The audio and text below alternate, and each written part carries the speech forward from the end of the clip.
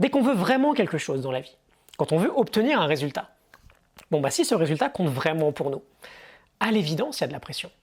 Et il nous dit, j'ouvre les guillemets, lorsqu'on veut vraiment quelque chose, nous ressentirons toujours une certaine attirance, mais les meilleures choses ne nous seront jamais données facilement. Salut à toi, c'est Gianni, je te souhaite la bienvenue dans ce nouvel épisode. Aujourd'hui, on va aborder ensemble 5 idées de l'excellent livre de Trevor Moawad, It Takes What It Takes.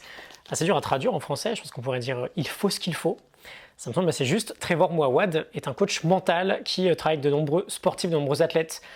Beaucoup de références dans le livre, notamment avec Russell Wilson, le quarterback des Seattle Seahawks, qui a gagné plutôt récemment le Super Bowl. Énormément de pépites dans ce livre, très orienté autour du concept de neutralité, et notamment de pensée neutre, ça sera notre première idée. On s'inspire bien sûr de la Morning Note, la fiche PDF que tu peux télécharger gratuitement, avec le lien en description. On y va, c'est parti, première idée donc, pratiquer la pensée neutre, embrasser la réalité. Trevor nous dit, j'ouvre les guillemets, lorsqu'on parle de performance, notre biais le plus dangereux est celui qui concerne le lien qui nous unit avec le passé. On le surestime et on lui donne trop d'importance. Je ferme les guillemets. L'une des ambitions phares de ce livre, c'est de nous transmettre la pratique de la pensée neutre. Il nous dit que trop souvent dans la vie, on base nos actions présentes sur le passé. Et ce passé, on l'interprète toujours, soit négativement, le plus souvent négativement, soit parfois trop positivement aussi. Négativement, par exemple, on va se dire que un échec, par exemple, est catastrophique. Ce sera évidemment très toxique, on ne peut pas s'infliger, on ne veut pas s'infliger ce type de pensée. Et trop positivement, ça pourrait être l'idée de l'effet inverse. On est parfois beaucoup dans l'illusion, dans le déni concernant notre propre performance ou concernant un événement passé. L'idée de la pensée neutre, c'est d'embrasser purement et simplement la réalité actuelle des choses sans jugement. Et il nous dit, je réouvre les guillemets, chaque moment possède sa propre histoire. Ils sont tous importants, comptent pour nous et nous en sommes responsables, mais ils n'ont pas à décider de ce qui se produira par la suite. La pensée neutre reconnaît que le passé est irrévocable et qu'il ne peut pas être changé avec des affirmations positives. Je ferme les guillemets. Le passé est irrévocable et ne peut être changé par des affirmations positives. L'idée générale derrière ce concept, c'est finalement d'abandonner les émotions liées à trop d'interprétations et du coup d'être dans l'action. Je vais donner un petit exemple très simple, il vaut ce qu'il vaut, je ne sais pas si ce sera le meilleur, mais c'est ce que j'ai sous la main en termes de pratique. Il y a quelques heures, là je reviens tout juste de chez l'ophtalmo, très honnêtement, et j'en suis pas très fier, je ne me souviens pas la dernière fois que j'ai été consulté pour mes yeux, je pense que c'est 2013 peut-être, j'en suis pas vraiment sûr, ça fait bien trop longtemps quoi qu'il arrive. J'ai la vue de l'œil gauche en fait, qui commence sévèrement à baisser, je le sens, je peux fermer le gauche et voir sans problème. Quand je ferme l'œil droit, c'est autre chose. Bon, on peut avoir deux types de réactions dans ces cas-là. La première négative, la plainte, se dire que c'est catastrophique, que la vue se dégrade, que quelque chose ne va pas, qu'on vieillit, etc. Et la seconde, qui pourrait être plutôt ce que j'ai tendance à faire finalement, mais c'est pas beaucoup mieux, c'est la réaction un peu trop positive. Ça va, ok, c'est pas grave, on fait avec, je vois toujours, c'est plutôt cool. Bon, on fait avec, c'est bien, mais tant qu'on ne consulte pas, on n'avance pas. La pensée neutre, qu'est-ce que c'est ? C'est se dire, c'est la réalité en fait. Ok, ma vue se dégrade, c'est un fait, qu'est-ce que je fais pour régler ça ? Ce que je fais, je n'interprète pas, je ne perds pas 7 ans à attendre et je vais consulter pour trouver des solutions et m'acheter des lunettes. Ok, l'exemple est vraiment très, très simple. L'idée, c'est vraiment, quel que soit le problème, quelle que soit la solution, de réussir à se dire, ok, comment j'arrête d'interpréter l'événement et comment je me mets en action. Okay, qu'est-ce que je peux faire maintenant pour avancer sur ce problème-là ? Un exemple sportif très concret que donne Trevor Moawad concernant un match où Seattle est mené 19-7. Il reste 4 minutes à jouer. Et l'idée, du coup, n'est pas de se dire « c'est foutu, on abandonne ». L'idée n'est pas non plus de se dire « tout va bien, on a confiance, on va gagner ». L'idée, c'est « ok, là, maintenant, comment on donne le meilleur sur ces 4 minutes qui vont suivre pour tenter de recoller ». Okay, on reste neutre, c'est ça la pensée neutre, on n'interprète pas et on passe à l'action sur ce qui compte le plus, sur le fameux win, le what's important now, qu'est-ce qui est le plus important maintenant. Okay, idée numéro 2, le pouvoir des mots, 3 chapitres environ sur l'influence énorme qu'ont l'environnement et notre propre langage sur notre vie, sur nos performances, notamment 2 grosses idées, la première est celle du gouverneur verbal, la seconde est celle de la campagne publicitaire interne. Le gouverneur verbal, point fascinant, on veut arrêter de dire des choses plutôt stupides à voix haute. On a déjà, il faut bien le comprendre, un biais de négativité très fort pour notre cerveau qui retient 5, 6, 7 fois peut-être plus facilement le négatif que le positif. Peu importe le nombre, on comprend bien l'idée, c'est un processus d'évolution. C'est peut-être grâce à ce biais que notre espèce est toujours en vie aujourd'hui. Mais quand on verbalise, l'effet est encore plus fort. Et l'instinct de survie qu'on a naturellement n'a plus besoin d'être aussi prononcé aujourd'hui dans notre société plutôt moderne. On ne vit plus dans la savane aujourd'hui. Il nous partage plusieurs études, je te les mets en description, qui nous montrent à quel point ce biais que l'on entretient à travers la plainte par exemple, à quel point ça nous tue en fait. On veut engager une forme de gouverneur verbal, on ne verbalise plus du négatif inutile. On fera bientôt un épisode sur 21 jours sans se plaindre de Will Bowen, c'est un des livres que j'ai lu en premier il y a plus de 4 ans maintenant, et qui a eu peut-être un de celui qui a eu le plus d'impact sur mon optimisme au quotidien. Il nous raconte plusieurs anecdotes. Trevor Moawad, assez dingue. Par exemple, le joueur de NBA, Pete Maravich, Pistol Pete, qui avait déclaré en 1974 dans une interview « Je ne veux pas jouer en NBA pendant 10 ans et mourir d'une crise cardiaque à 40 ans ». Bon, Pete Maravich a pris sa retraite en 1980, après 10 ans de carrière, et est décédé d'une crise cardiaque en 1988 à 40 ans. Alors évidemment, est-ce que c'est d'avoir dit ça qui l'a tué? Sans doute pas. Mais on arrête de dire des conneries, des stupidités à voix haute. On a toujours aussi ce biais qui tend finalement à nous donner raison sur ce qu'on dit, peu importe ce qu'on va dire. Et deuxième point, la campagne de publicité interne, on se parle en permanence. Donc en réalité, on lance en permanence une campagne de pub dans notre tête qui va avoir une énorme influence sur nos actions et donc sur nos résultats. On veut un langage interne qui nous serve plutôt que l'inverse. Et il évoque par exemple le mot « si » qui est trop souvent utilisé d'une façon plutôt néfaste. Le « si », il nous dit, je vous les guillemets, le « si » implique un choix, le « je » implique un engagement. Je ferme les guillemets. Quand tu sais ce que tu dois faire, ne te laisse jamais le choix d'agir ou pas. Ne te dis pas si je le fais, etc. Dis-toi je le fais.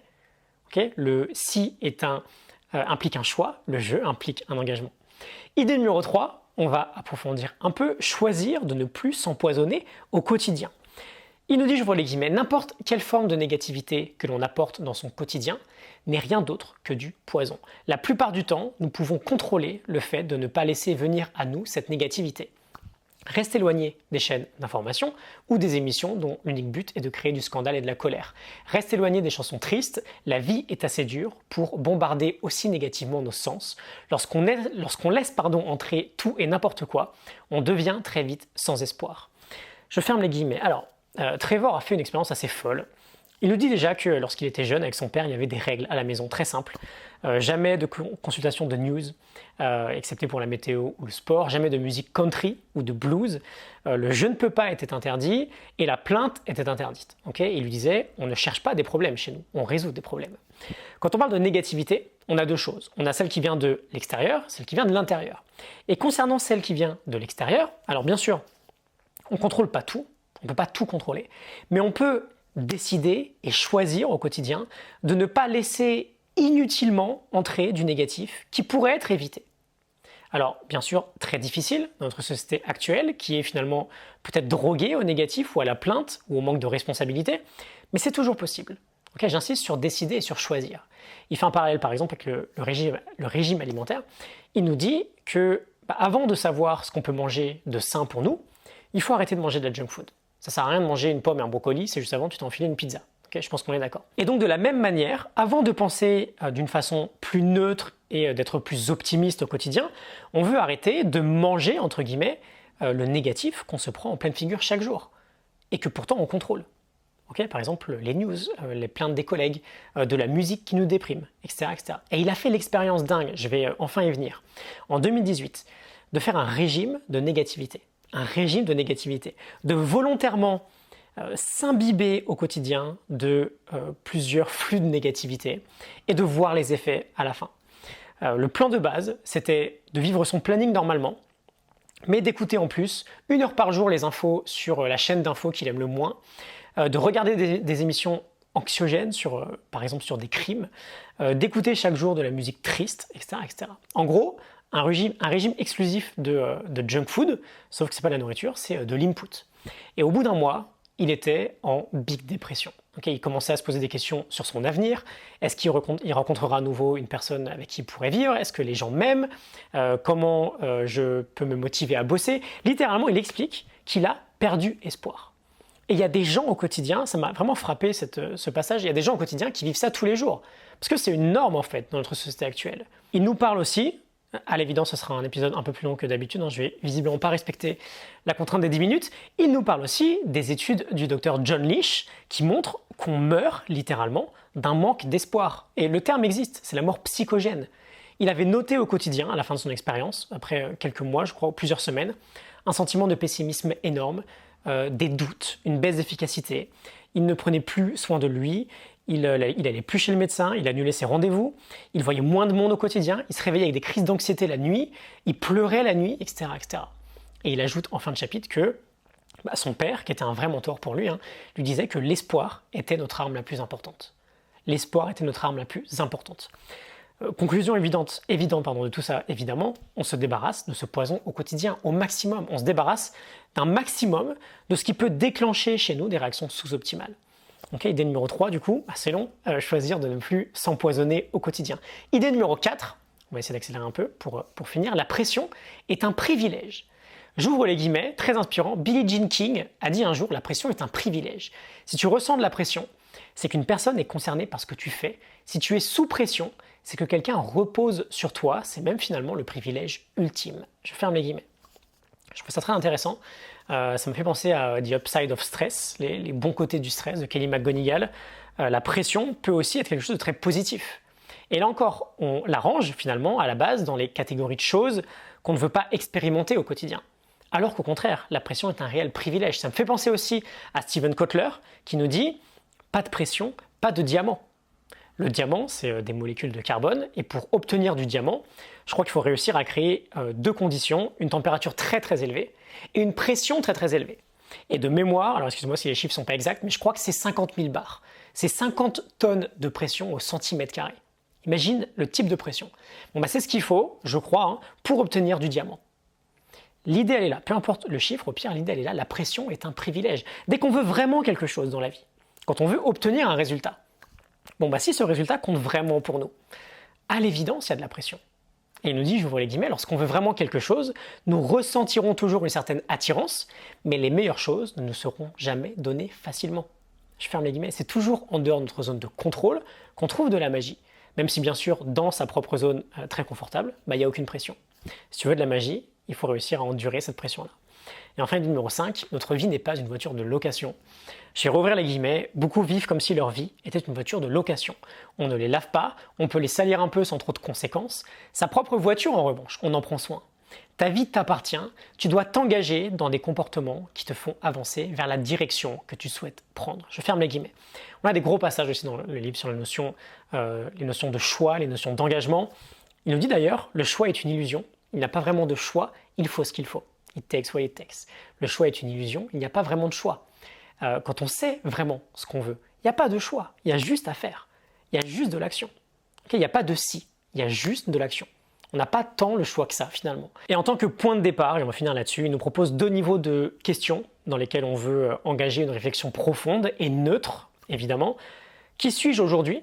Donc dans les faits, sans émotion, avec neutralité, on observe la réalité actuelle. Où est-ce que j'en suis? Quelle est ma réalité aujourd'hui? Quels sont mes faits aujourd'hui? Et ensuite, qu'ai-je envie de devenir à l'avenir?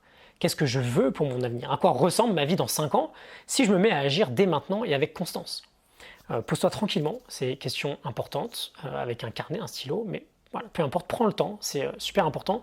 Propulse-toi quelques mois, quelques années dans le futur et essaie de voir quelle version de toi-même tu aperçois, quelle version tu entrevois. Réfléchir à ça permet vraiment de cultiver un début en tout cas, un début de réelle forme d'espoir. Et ensuite, cet espoir-là, on le rend pérenne, on le convertit dès lors qu'on va avoir confiance dans l'idée que chaque jour, on agit vers ce meilleur futur. J'espère que ça te parle, que ça t'inspire. 5 idées de l'excellent livre de Trevor Moawad, It Takes What It Takes. La morning note est juste en dessous. Tu peux télécharger cette note ainsi que la centaine de fiches qui va avec, un peu plus de 150 aujourd'hui je crois. Un plaisir d'être avec toi aujourd'hui. N'hésite pas à voir, je te mets en description aussi les 2 épisodes précédents où je te parle de la suite de tout ce projet, de tous les livres qu'on va voir ensemble prochainement, tout ce qu'on a vu aussi, tout ce qui a été créé, que tu peux consulter gratuitement. Je te mets les liens en description. Excellente journée à toi, à très bientôt. Salut.